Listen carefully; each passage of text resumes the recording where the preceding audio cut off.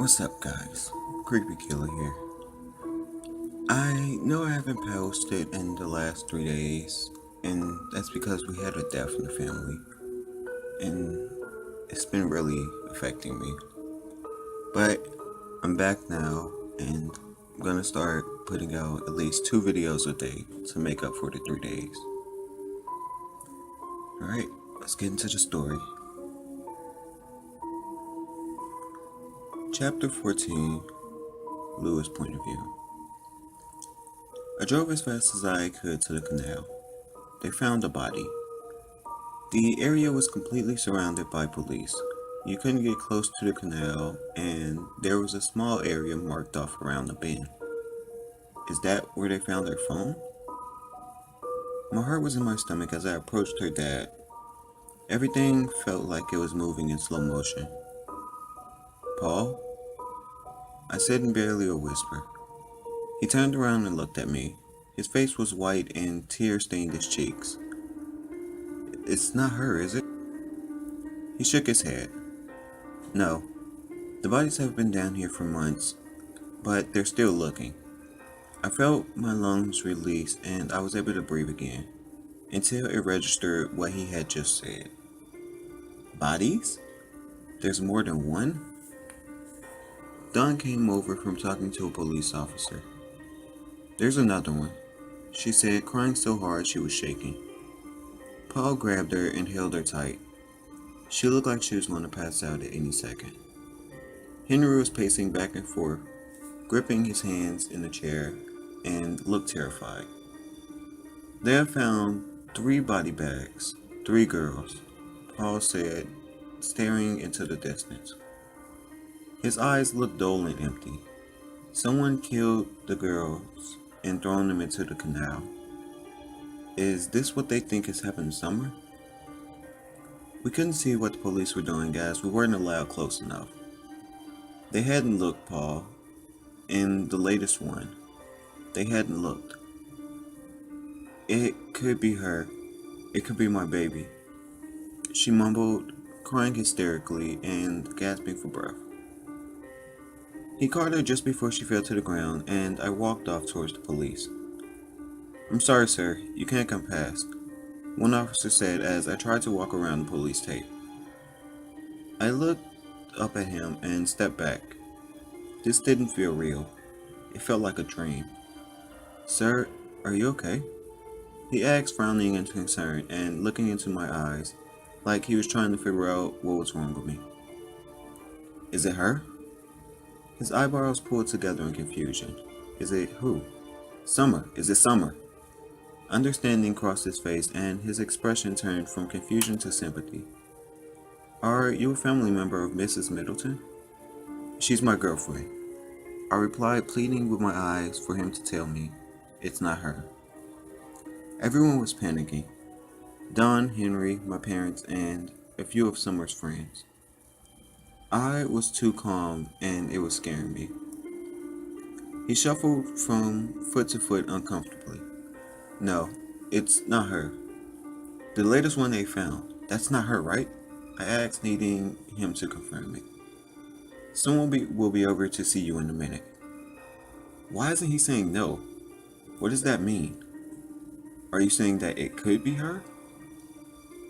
Finally, I seem to have snapped out of my calm state.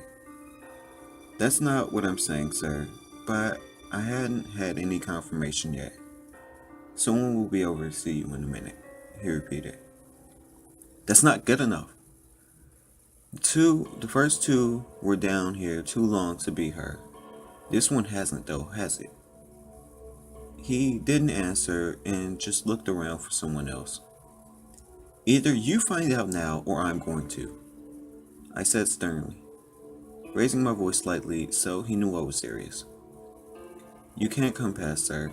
I'm sorry, but you'll have to wait for someone to come. I don't have to wait for anything. That could be my girlfriend, I shouted angrily, clenching my jaw in frustration. This isn't a fucking game. He stared at me for a minute, clearly not planning to move, so I pushed past him, ripping the tape in the process. Sir? Sir! He came running after me. I could hear Henry and my brother shouting and footsteps behind me. Michael.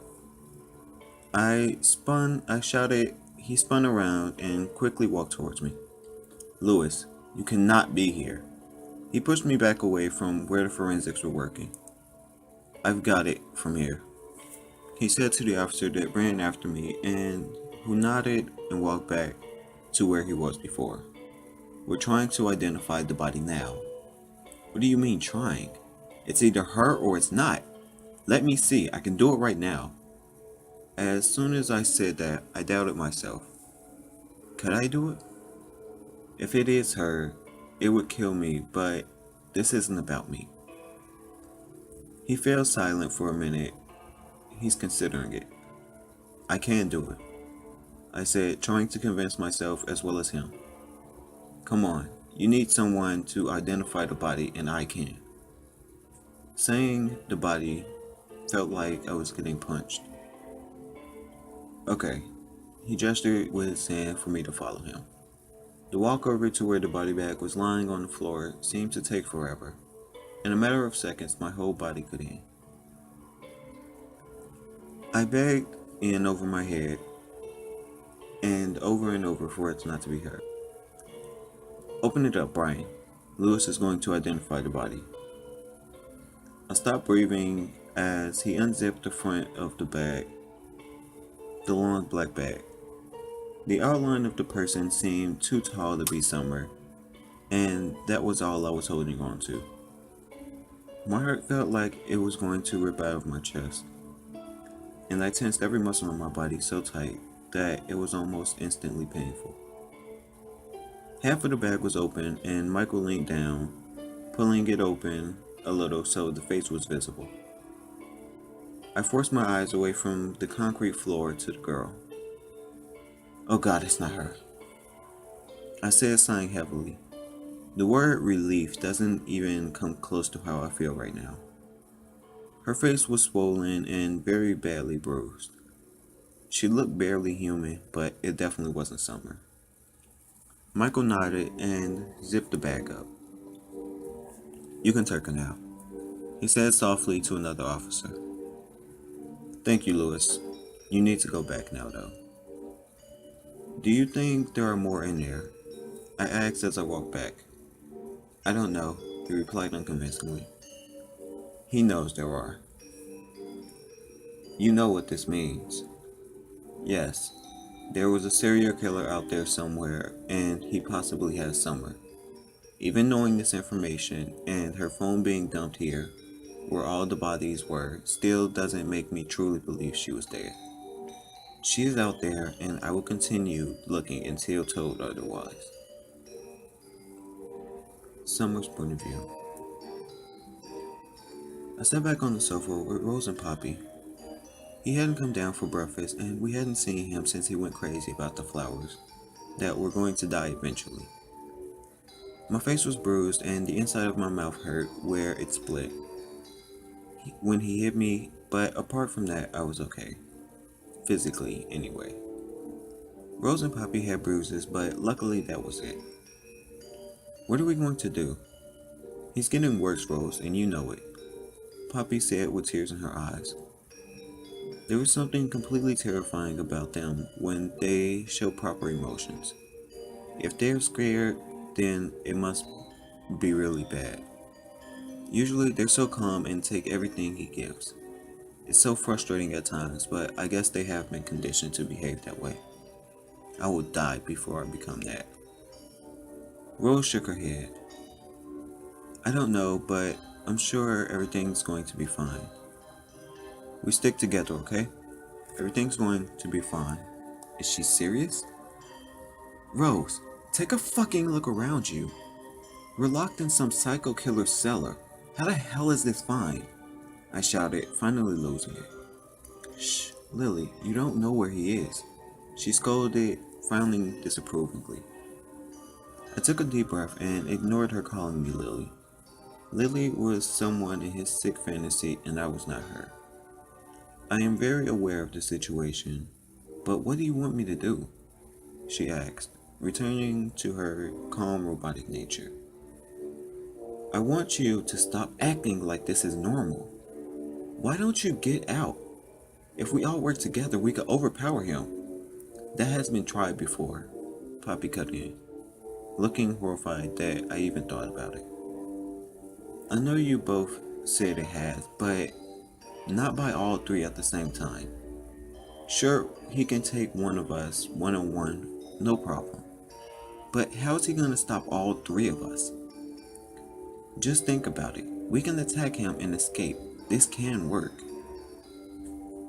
The cellar door opened and I panicked. This can work if we do it together. I begged in a whisper.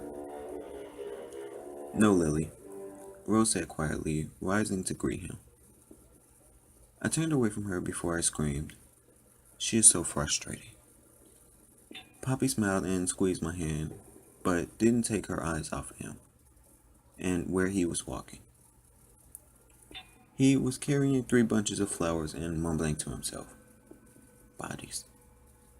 Nothing to connect them to me, he whispered to himself, completely ignoring us. Bodies and nothing to connect to him. Connect him to the bodies? The phone. In the water. Stupid mistake. He continued mumbling. Me, Poppy, and Rose kept looking at each other, then back to him. Nothing was making sense. Had he gone completely insane? Don't worry. Evidence. Rose took a deep breath. Good afternoon, Clover, she said boldly but playing with her hands nervously. He jumped slightly as if he wasn't expecting us to be there. Good afternoon, he said, stuttering in surprise. What did he expect when he came down here? Us to have gone out to the shops? I have never hated anyone before, but I hate him with everything I have in me. And if they would help me, I wouldn't think twice in hurting or killing him to get out of here. Have you come home for lunch? She asked, looking at the clock. It was only 12 o'clock. He would usually be at work now. The way he was acting was so erratic, talking to himself and being completely unaware of everyone and everything around him. His eyes shot around the room, taking everything in.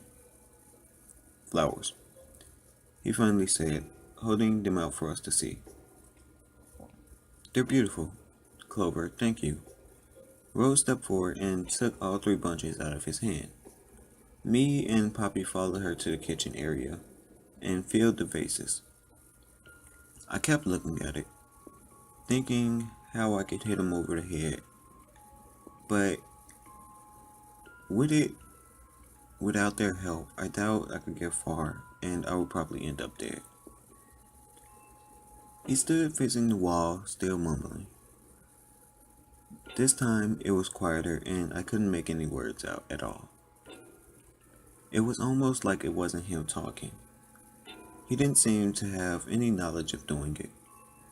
I had no idea of how to act around him. Was it best to ignore him completely? So, do you want any lunch, Clover? Rose asked again.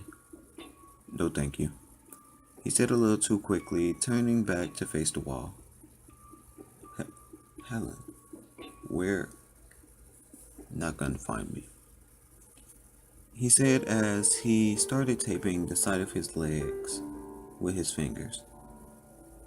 Washed it away, won't find me. He spun around abruptly, making me jump and press my back against the counter. Without a word, he kissed Rose and Poppy on the cheek and looked at me. I froze. Was he going to try to kiss me? He closed the short distance.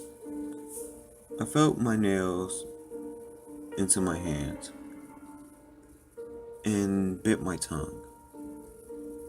For those couple of seconds that his lips were pressed against my cheek, my heart didn't beat and I didn't breathe. It made my skin crawl and I felt sick. My body still felt stiff, but I was shaking. Good night, Flowers, he said from the stairs before he started mumbling to himself again. Good night? Poppy said to Rose. Does that mean he wasn't coming down here anymore today, or did he just have no idea of the time? I don't know how much longer I can do this. Please find me soon, Louis.